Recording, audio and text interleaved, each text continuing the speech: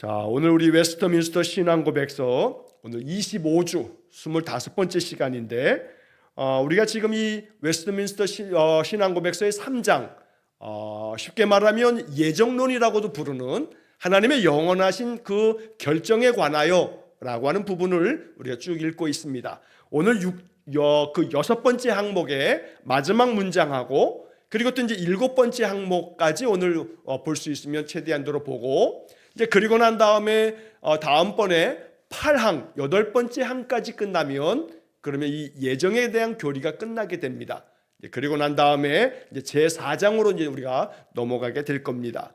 자, 지난주에 이어서 우리 6번째 항목 주보가 있으신 분들은 주보를 보시고 또 주보가 없으신 분들은 유튜브 영상 그 밑에 이제 설명창에 실시간으로 예배하시는 분들은 실시간 채팅창을 끄신 다음에 그 다음에 그 밑에 설명창을 클릭하시면 그 내용들이 거기에 써 있을 겁니다. 나중에 영상을 시청하시는 분들은 실시간 채팅창이 뜨지 않기 때문에 바로 그 영상 밑에 제목줄을 좀 누르시면 그 밑에 설명창에 제가 그 내용들을 다 실어놨으니까 이렇게 보시면서 또 내용을 들으시면 되겠습니다.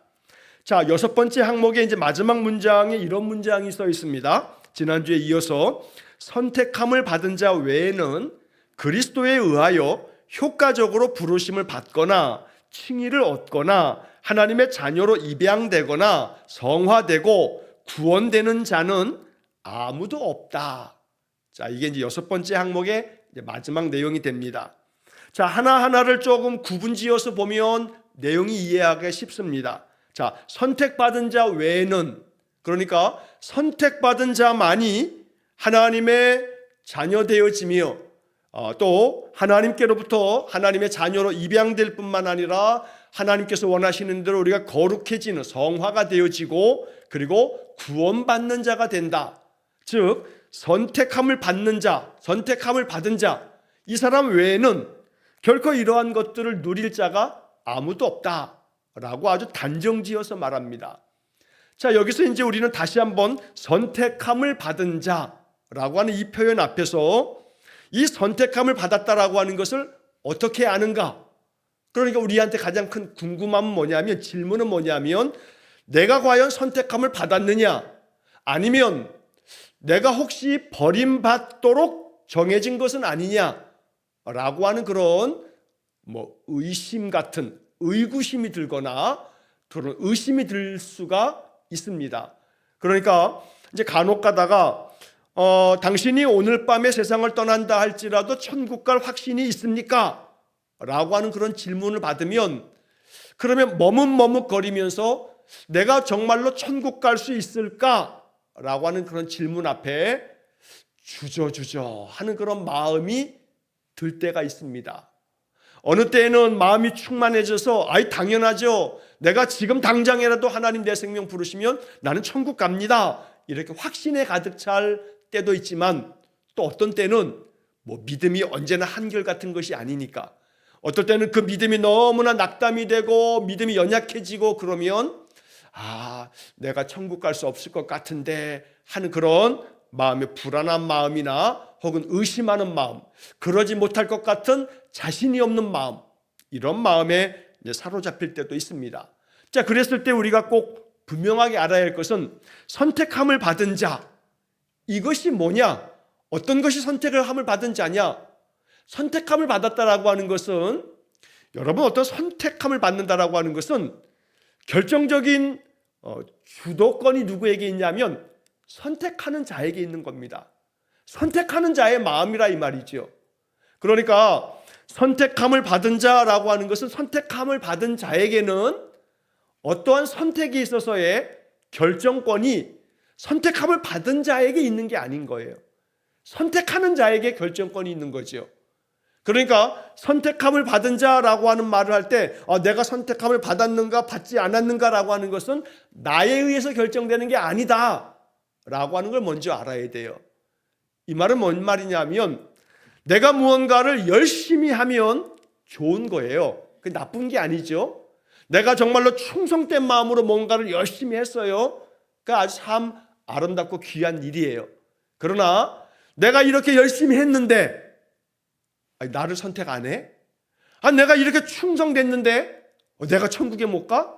그러면 안 되지. 그런 게 어딨어. 경우가 아니지. 라고 하는 그런 마음이 조금이라도 마음이 든다면 그 사람의 마음속에는 천국은 내 노력으로 가는 거다. 내 헌신으로 가는 거다.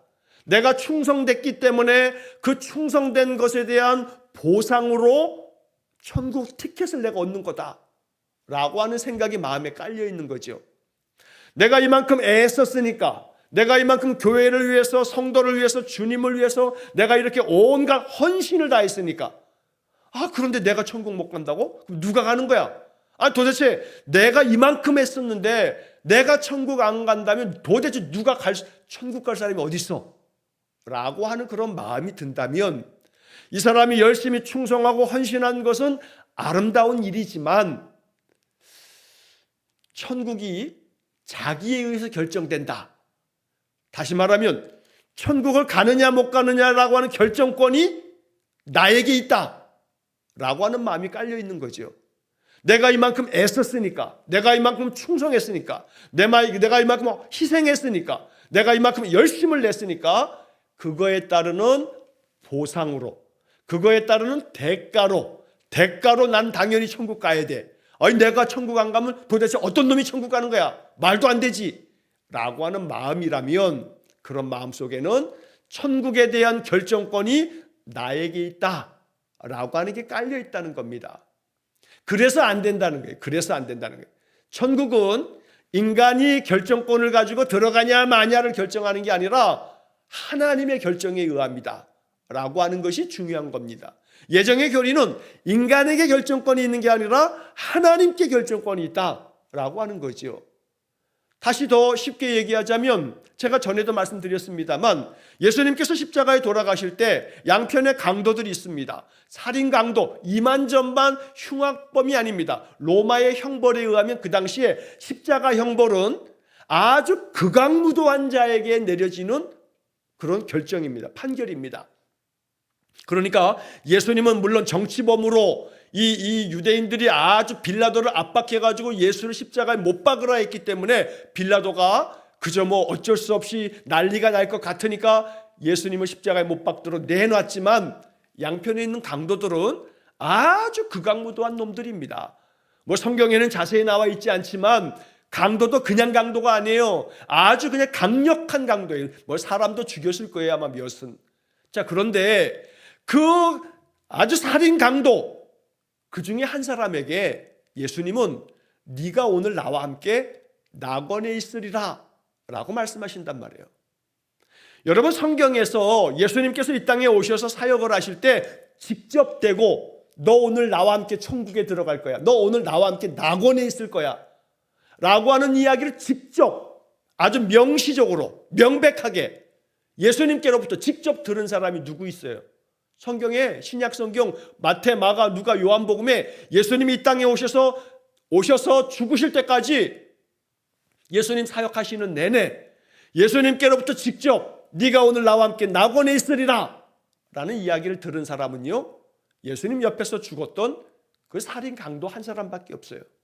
그러면 살인 강도가 예수님께로부터 직접적으로 네가 오늘 나와 함께 낙원에 있으리라 라는 얘기를 들었다면, 아이고 살인 강도가 낙원에 있을 정도라면 그럼 다 천국에 가겠네 라고 하는 마음을 생각한다면 마치 그놈보다는 내가 나아, 그놈보다는 내가 더 착하게 살았지, 그놈보다는 내가 주님을 위해서 더 열심을 냈어, 당연히 마땅히 내가 천국 가야지 라고 하는 마음이 든다면 여전히 천국이 또 구원받는 것이, 선택을 받는다라고 하는 것이 나에 의해서 결정된다, 내가 열심히 노력했기 때문에, 내가 열심히 충성했기 때문에, 희생했기 때문에 그래서 나는 당연히 선택함을 받은 거야 라고 생각한다면 천만의 말씀이라는 거예요. 그렇게 열심을 내는 것이 하나님이 어여삐 여기는 바이기는 하지만 그 안에 하나님의 택하심에 대한 결정권이 하나님께 있음을 인정하지 않는다면 지가 하나님 되는 거죠. 자기가 하나님이에요. 자기가 하나님. 그 자기가 하나님 되어지는 것이야말로 이게 얼마나 교만인지 모르죠. 뭐 모든 것을 다 헌신하고 충성한 것 같지만 내가 하나님이요, 내가 천국 가는 거 내가 결정해, 내가 이만큼 했는데 내가 천국에 안 가면 어떤 놈이 천국에 가? 라고 하는 그런 심사라면 이 사람 천국 가는 거 글쎄요, 가봐야 알겠어요. 갈지 안 갈지는 결정은 예수님 하신다. 하나님이 결정하시는 거다. 그러니까 선택함을 받은 자 외에는 했을 때 선택함을 받은 자, 그 선택의 결정은 선택함을 받은 자가 결정하는 게 아니라 바로 선택하는 하나님이 결정하는 거다. 이게 선택의 교리에서 중요한 겁니다. 이게 초점입니다. 선택은 하나님이 결정하시는 거다.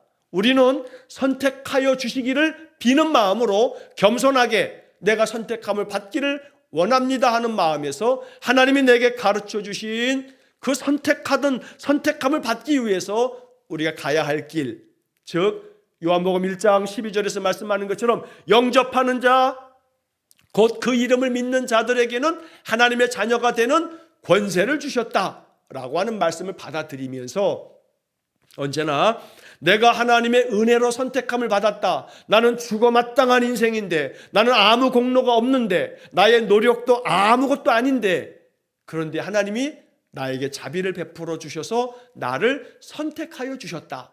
나는 그 선택을 하나님이 나를 어여삐 여기사 나를 죄 가운데 멸망받을 나였지만 내가 아무리 헌신하고 충성해도 나는 내 죄값을 다 치를 수 없는 그런 죽어야 할 인생이지만 하나님이 나를 어여삐 여기사 나를 불쌍히 여기사 나를 선택하여 주셨다. 난 그것을 믿는다고 고백하는 사람, 겸손하게 자기의 그 택하여 주신 하나님의 은혜를 고백하는 사람, 이 사람이 바로 하나님 나라에서 당당하게 하나님께서 칭찬하시면서 인정하시는 선택함을 받은 자다.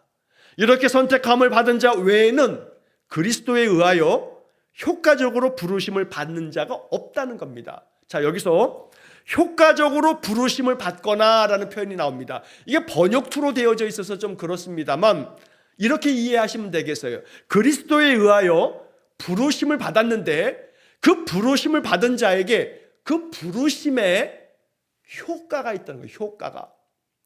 여러분, 약을 이렇게 받으면 약 봉투에 효과 아니면 효능 이런 게 써 있어요.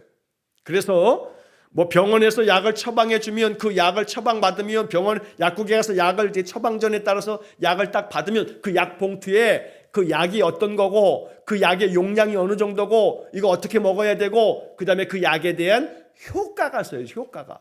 이 약을 먹으면 이 약은 이러이러한 것에 효과가 있다고 써 있다 이 말이에요. 그냥 약국에 가서 약을 하나 사도 약 그 값 가게 약 들어가 있는 이 바깥에 포장지에 그 약에 뭐 어떻게 먹으라는 용법도 있지만 또 그 약의 효능 아니면 효과라고 하는 게 써 있단 말이에요.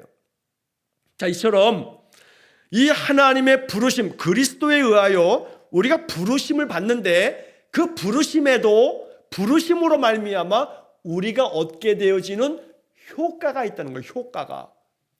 그래서 이 효과적으로 부르심을 받는다라고 하는 이 효과적으로 부르심을 받거나라고 이 말이 아주 이게 참 의미 있는 이야기인 겁니다. 바로 그 앞에 있는 문장에서도 그런 믿음에 이르도록 효과적으로 부르심을 받는다라고 하는 말을 지금 반복하고 있는 겁니다. 효과적으로 부르심을 받는다. 즉 우리를 부르셨는데 그 부르심 안에는 효과가 있대. 효과가. 부르심의 효과가. 그러니까 우리가 예수를 믿을 때 효과가 있는 믿음을 가져야 돼요. 예수를 믿으나 마나 뭐 교회를 다니나 마나 아니 예수를 믿음에도 불구하고 그 믿음에 대한 효과가 없으면 여러분 약의 효과가 없으면 그 약을 뭐하러 먹어요? 괜히 뭐 약이 좋아서 먹어요? 그 약이 효과가 있으니까 먹는 거죠. 효과를 기대하고 먹는 거예요. 자, 마찬가지입니다. 우리가 흔히 우스갯말로 그런 얘기하죠. 우리 인생들이 먹어야 될 진짜 약은 구약하고 신약이라고. 그 구약하고 신약을 먹어야 우리 영혼이 산다고 그러는데 약의 효과가 있어야지요. 구약도 먹고 신약도 먹고 우리가 이렇게 매일같이 성경을 먹고 있는데 이 성경이 약의 약, 물론 그 약은 약속의 약자지만 우리가 비유적으로 그렇게 말하잖아요. 자, 구약과 신약을 날마다 먹으면 그 구약과 신약의 이 약을 먹을 때 약의 효과가 있어야지요. 효과가 없으면 그거 먹을 필요 아무것도 없어요. 정말로 이게 괜히 먹는 거, 괜히 먹는 거. 효과가 있을 거를 기대하면서 먹어야죠. 그러니까 날마다 우리의 믿음은, 우리의 구원하심, 우리를 부르심은 믿음으로 말미암아 그리스도에 의해서 효과적으로 부르심을 받는다는 거.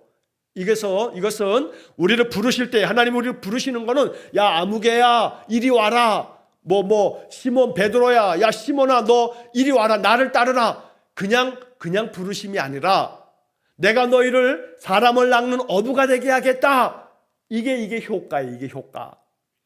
자, 제자들을 갈릴리에서 부르실 때 너희들 나를 따르라 라고 부르셨어요.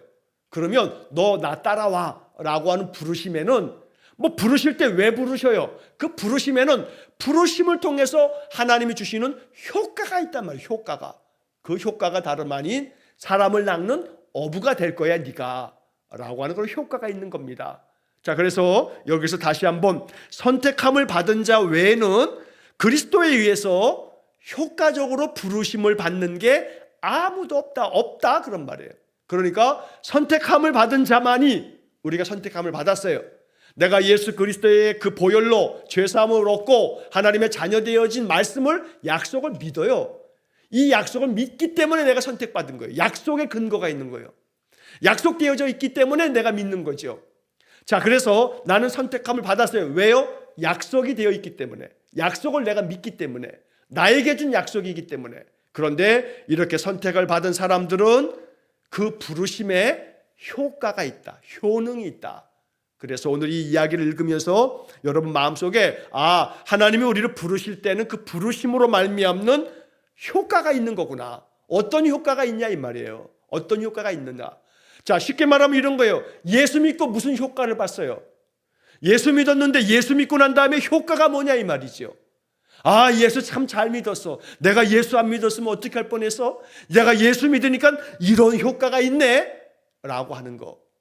약을 먹으면 효과가 있어야 되잖아. 야, 내가 이 약을 먹었더니 효과가 있었어 라고 하는 것처럼 예수 믿고 난 다음에 효과, 이 효과가 우리 안에 있는 거, 이게 예수 믿는 축복이 된다는 거죠. 자, 그 다음에 이어지는 게 칭의를 얻거나, 이 칭의를 얻는다는 것은 지난번에 그 전주에도 계속 말씀드린 것처럼 의롭다고 인정받는 거죠. 죄인이지만 너 앞으로 죄인이라고 부르지 않을게. 너 죄인은 아니야 이제. 왜? 너의 모든 죄값을 예수님이 대신 다 그 값을 치르셨기 때문에. 그래서 너를 의롭다고 인정해 주는 거예요. 인정해 주는 거예요.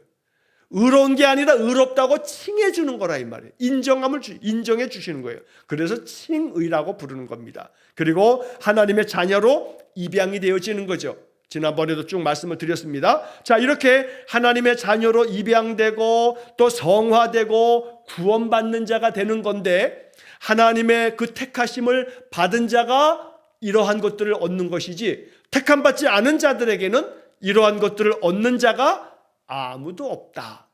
그 중요한 게 뭐예요? 선택받은 자가 되는 거. 이게 중요한 거죠. 선택받는 게 중요한 거예요.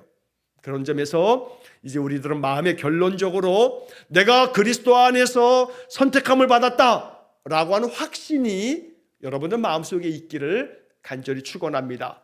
그 확신은 다른 것에 있지 않아요. 여러분, 어떤 땅이 있어요. 근데 그 땅이 내 땅이래요.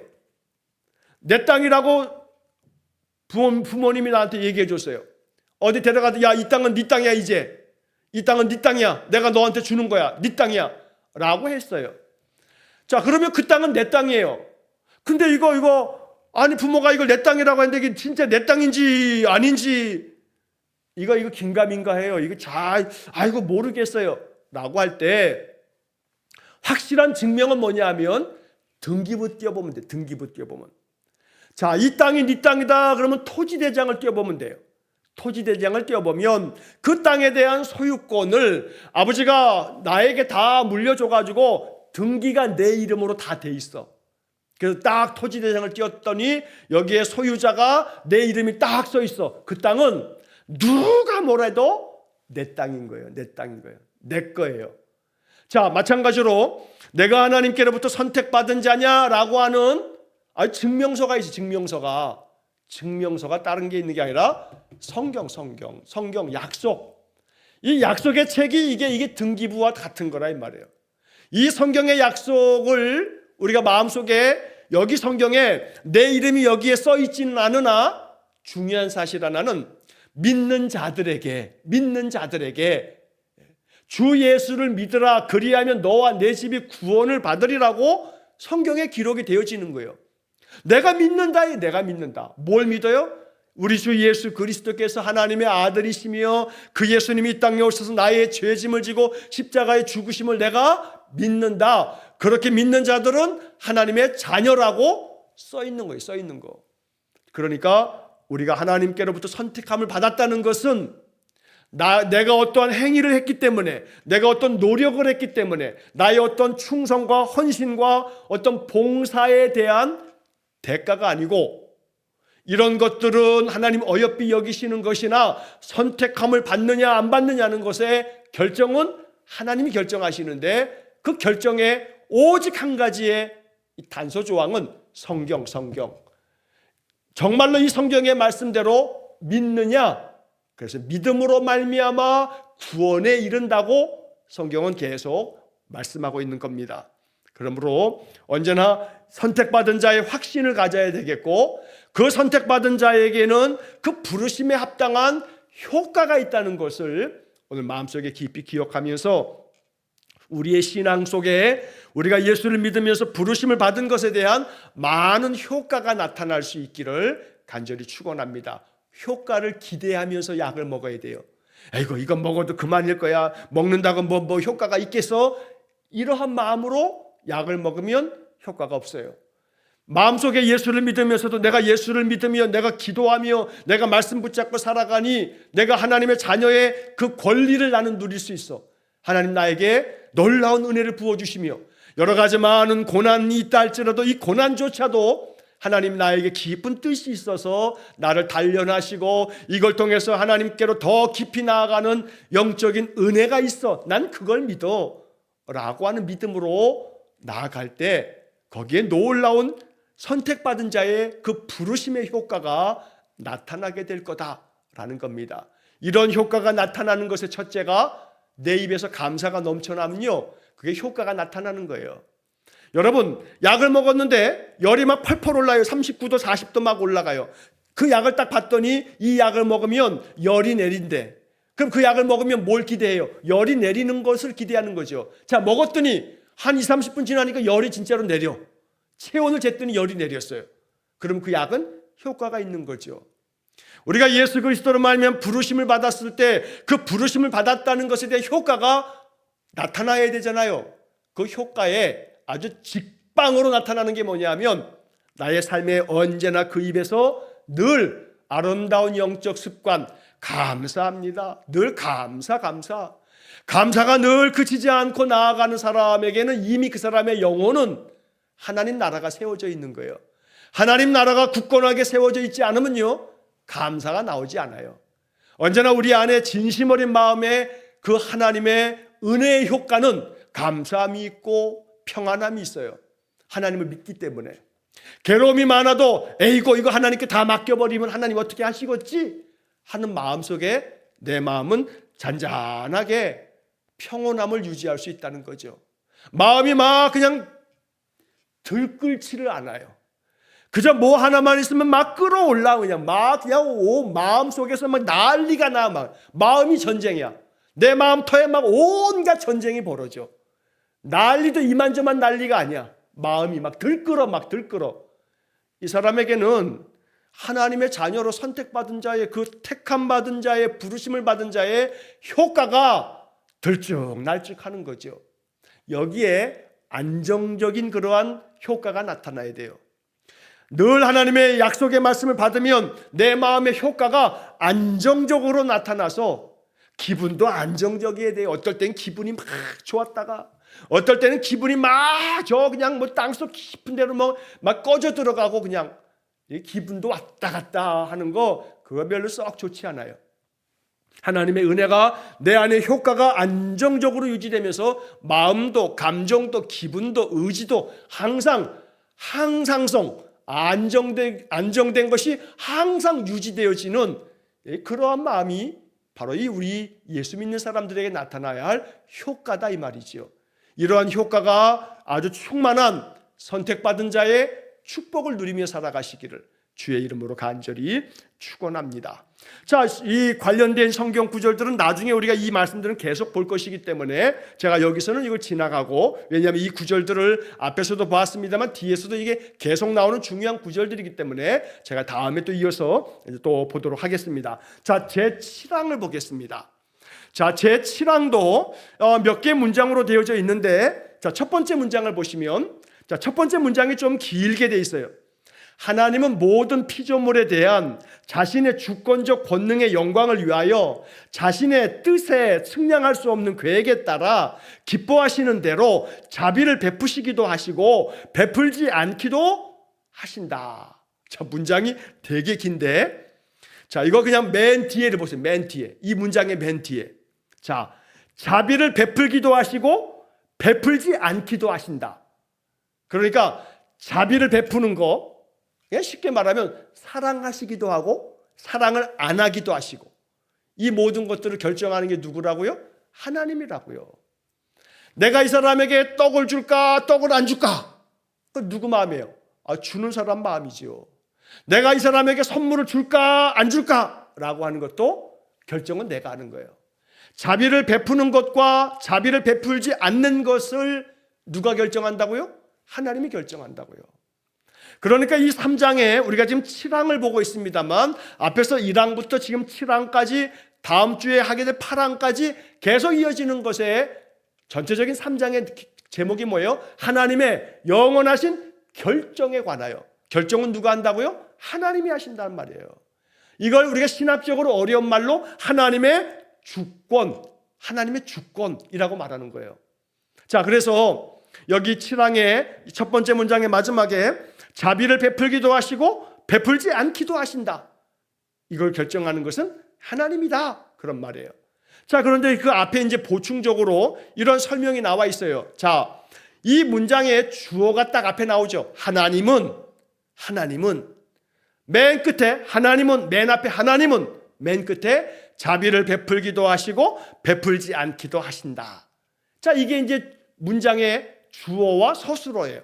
하나님은 자비를 베풀기도 하시고 베풀지 않기도 하신다. 그럼 중간에는 이제 중간에 설명이 들어가 있어요. 어떤 설명이냐면, 하나님은 모든 피조물에 대해서 하나님이 만드신 모든 우주 만물에 대해서 자신의 주권적인 권능의 영광을 위하여, 즉 모든 피조물에 대해서 하나님 자신이 주권이 있단 말이에요. 주권이. 이 주권이라고 하는 말은 그냥 쉽게 거칠게 말하면 하나님 마음대로 할 수 있는 권리가 있다 이 말이에요. 주권, 주인의 권리. 그러니까 하나님이 주인이에요. 모든 피조물은 하나님이 만들었어요. 그러니까 모든 피조물들을 하나님이 만들었기 때문에 이 모든 피조물들에 대해서 하나님은 뭘 가지고 있냐면 주인의 권리, 주권이 있단 말이에요. 주권. 근데 그 주인의 권리는 권능을 가지고 있는 거예요. 권능. 힘이 있단 말이에요. 힘. 그래서 자신의 주권적 권능이라고 되어 있는 거예요. 하나님에게는 주권이 있는데 그 주권은 하나님이 한마디 말하면 말하는 대로 되는 거예요. 빛이 있으나 하니까 빛이 있는 거죠.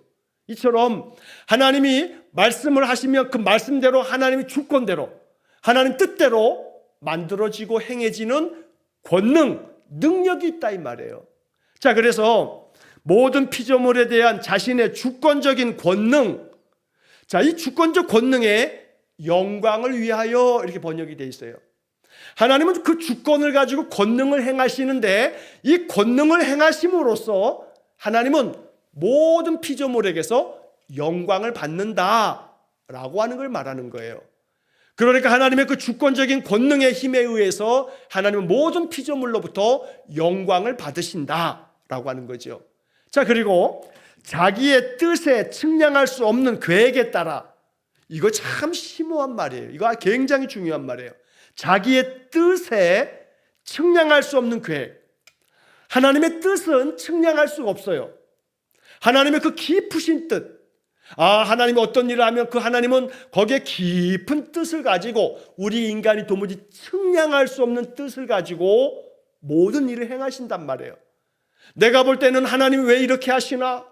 이거 하나님께서 나에게 이런 왜 어려움을 주시나 싶지만 하나님은 우리가 측량할 수 없는 깊은 계획을 가지고 계신 거예요. 이게 하나님의 뜻이에요. 자기의 뜻에 측량할 수 없는 계획을 가지고 계신다 이 말이에요. 우리의 모든 인생을 그렇게 다스리고 계시는 거예요. 이걸 믿어야 되는 거예요. 제가 여러 차례 계속 앞에서도 말씀드렸습니다만 웨스트민스터 신앙고백서예요. 사도신경처럼.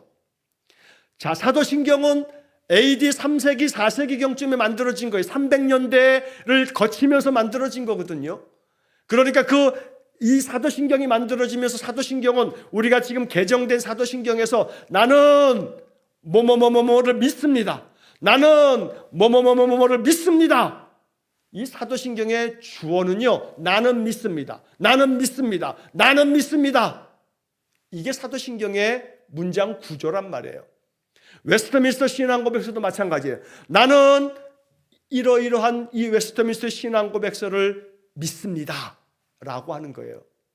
사도신경이 그저 한 300년대 중간쯤 325년, 381년 이렇게 니케아 회의, 콘스탄틴 회의를 거치면서 사도신경이 지금의 형태로 만들어졌는데 그리고 난 다음에 지금 거의 한 2000여 년 가까운 세월 동안에 이게 쫙 이어오는 거예요.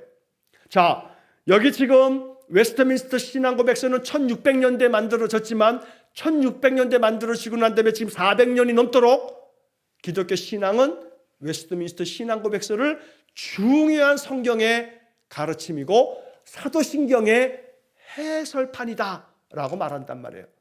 그러니까 우리가 믿어야 하는 건 뭘 믿어야 되는 거냐면 하나님께서 자기의 뜻에 측량할 수 없는 계획에 따라 하나님께서 우리에게 자비를 베풀기도 하시고 자비를 베풀지 않기도 하신다 그 말이죠. 그러니까 이 모든 것들은 하나님의 주권적인 권능에 따라 행해지는 거고 그리고 이 모든 것들은 우리가 지금은 측량할 수는 없지만 측량할 수 없는 하나님의 그 깊은 뜻, 깊은 계획에 따라서 하나님이 우리를 다스려 주시고 주관하신다는 거예요. 어떨 때는 나에게 하나님 자비를 베풀지 않고 계셔.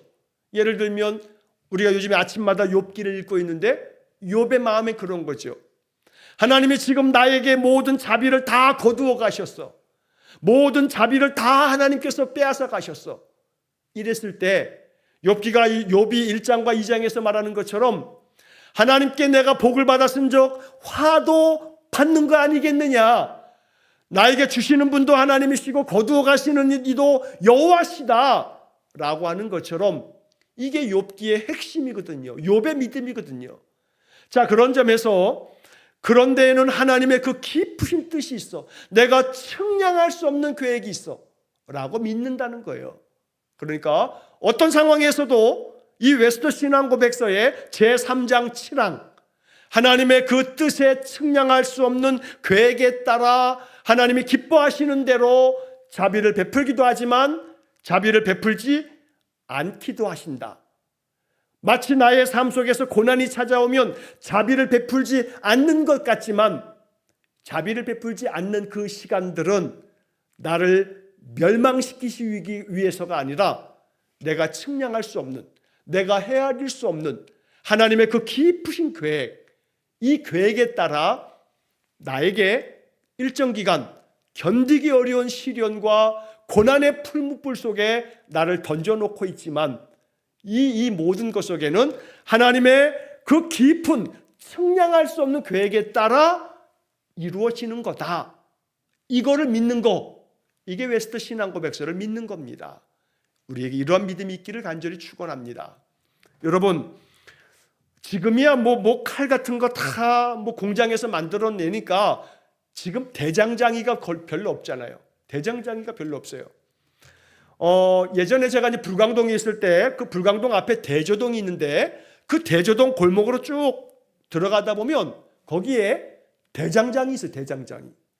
그래서 서울서 정말로 보기 힘든 그런 대장간이 거기 하나 있었어요. 조그맣게 그 길가에 점포가 있는데 거기에 온갖 철물들이 막 이렇게 있는데 그 나이 지긋한 그 영감님이 조금의 뭐 불도 크지도 않아요. 조그만 그 쉽게 말하면 풀무불 같은 거죠.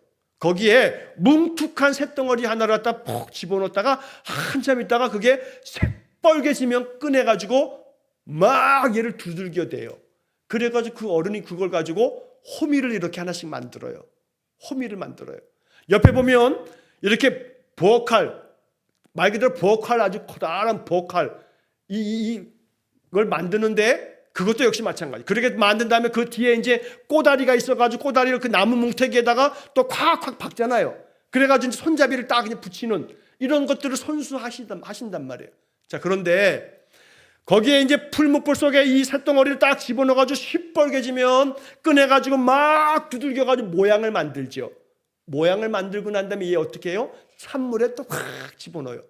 찬물에 집어넣고 난 다음에 또다시 뜨거운 불 속에 집어넣고 시뻘겋게 만든 다음에 또 꺼내가지고 막 두들겨대요. 이걸 뭐라 그래요? 이런 과정을 연단이라고 해요. 연단. 그래야만 이 쇳덩어리가 강해져요. 이 불덩어리 속에 많이 집어넣고 많이 집어넣었다 꺼내가지고 그냥 두들겨 패가지고 얘를 아주 완전히 두들겨대고 그 다음에 또 차가운 물 속에 집어넣었다가 또 불 속에 집어넣었다가 완전히 불 속에 물 속에 계속 들락날락하는 얘가 이 쇳덩어리가 강철이 된다 이 말이에요. 강한 그런 칼이 되는 거죠. 이런 것처럼 자비를 베풀기도 하시고 베풀지 않기도 하신다. 이 말은 지금 말씀드린 것처럼 불 속에 집어넣었다가 물 속에 집어넣었다가 불 속에 집어넣었다가 물 속에 집어넣었다가 이런 거지.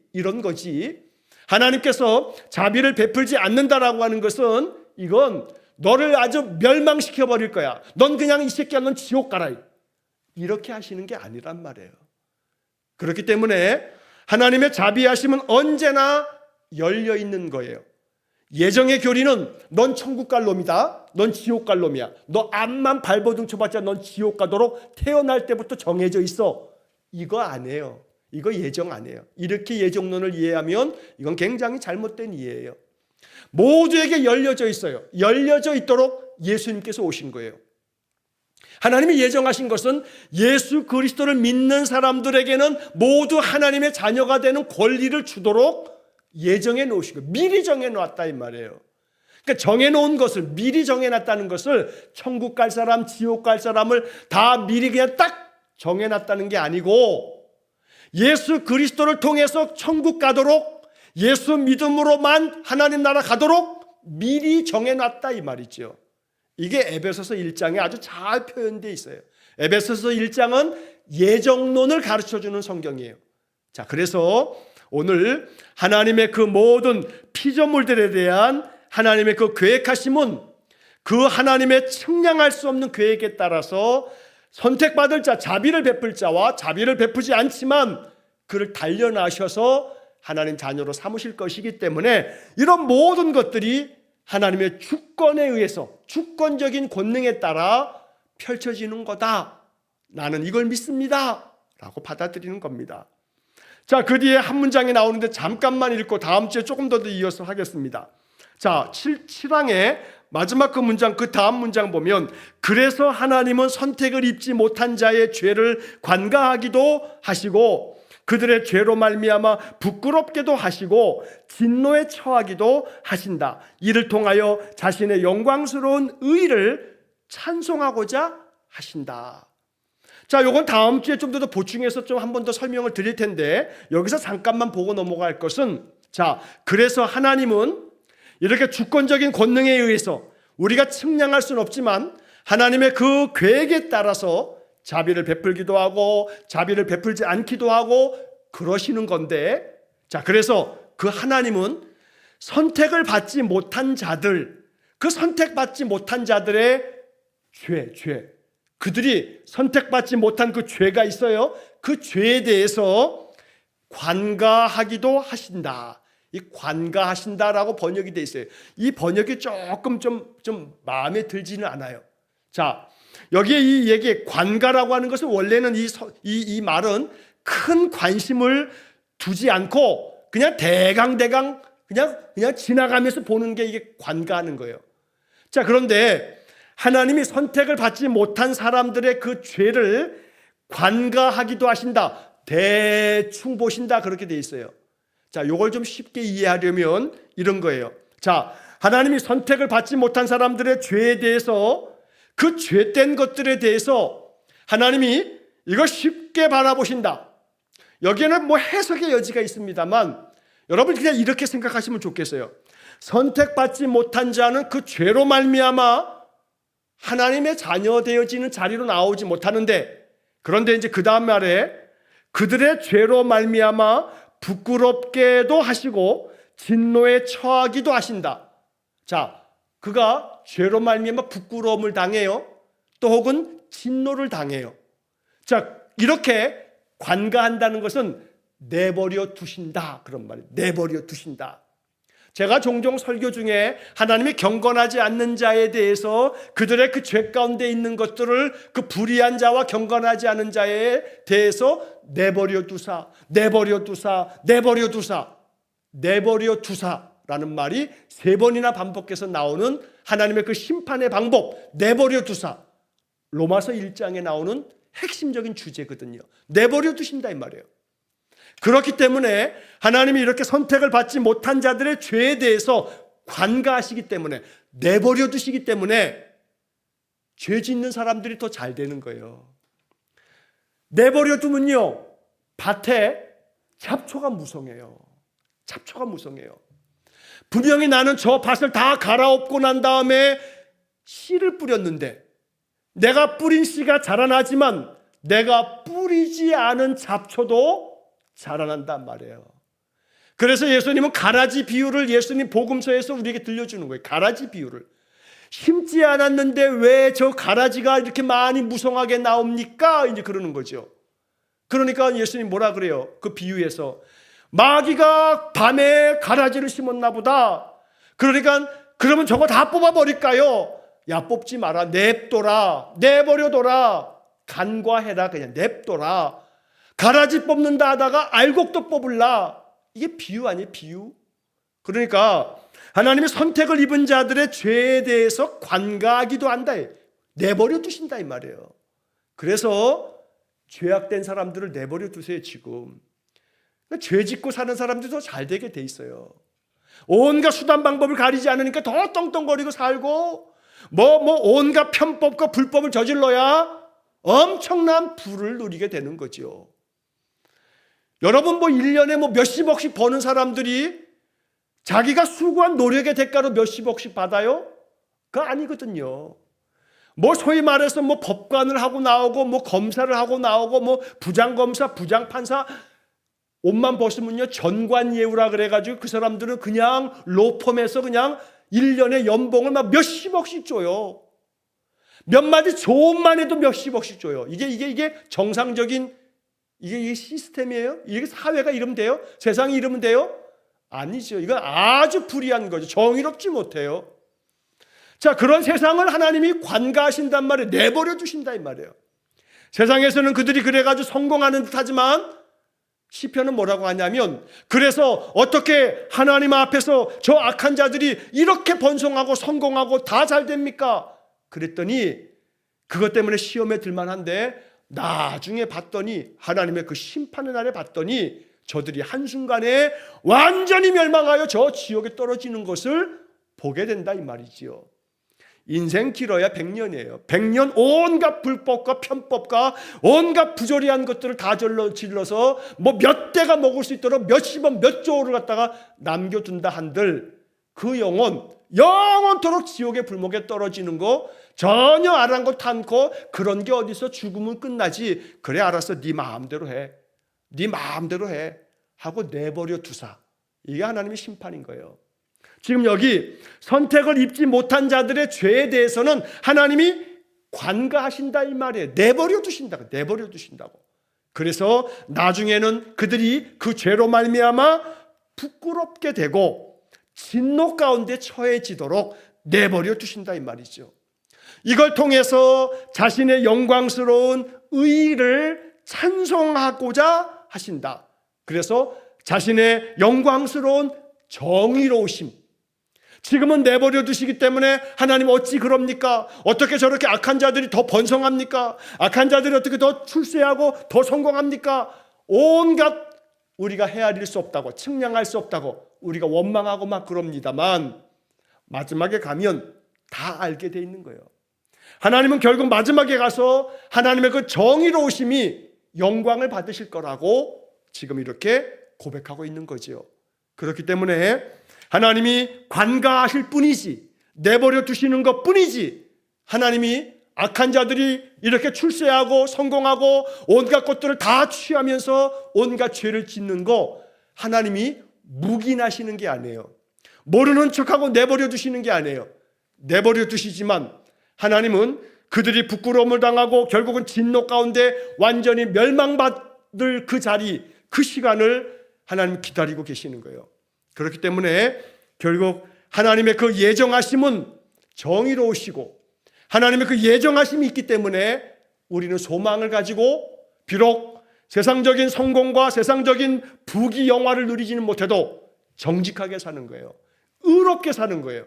하나님의 그 깊으신 그 측량할 수 없는 하나님의 영원하신 결정에 대한 그 하나님의 뜻을 믿기 때문에 이 땅에서 하나님 믿는 자로서 성실하고 정직하고 부지런하고 의롭게 사는 거예요.